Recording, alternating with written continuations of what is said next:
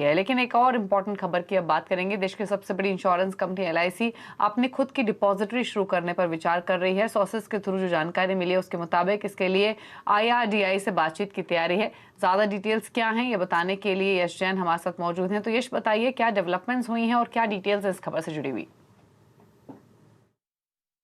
जी, पिछले हफ्ते हमने अपने दर्शकों को बताया था और समझाया था कि इंश्योरेंस डीमटीरियलाइजेशन आखिर होता क्या है और ये कितनी बड़ी बिजनेस अपॉर्चुनिटी हो सकती है डिपॉजिटरीज जैसे एनएसडीएल, सीडीएसएल, कार्वी, कैम्स के लिए।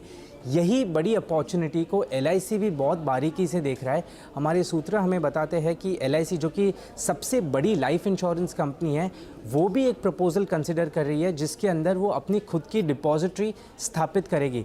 अभी ये डिपॉजिटरी का काम यही होगा कि इंश्योरेंस पॉलिसीज़ जो है उनका डीमटीरियलाइजेशन किया जाए। और आईआरडीएआई, जो कि इंश्योरेंस रेगुलेटर है, उसने एक टाइमलाइन दी है सारी कंपनीज़ को जबकि बात करते हैं इंश्योरेंस डीमटीरियलाइजेशन के लिए।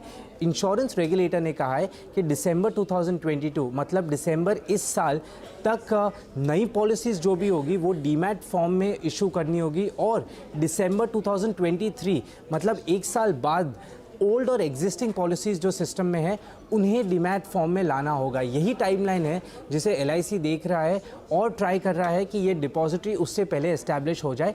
इसके सिलसिले में एलआईसी बहुत जल्द इंश्योरेंस रेगुलेटर से भी बात करने वाला है, ऐसा हमारे सूत्र हमें बताते हैं। कितना बड़ा अपॉर्चुनिटी हो सकता है ये?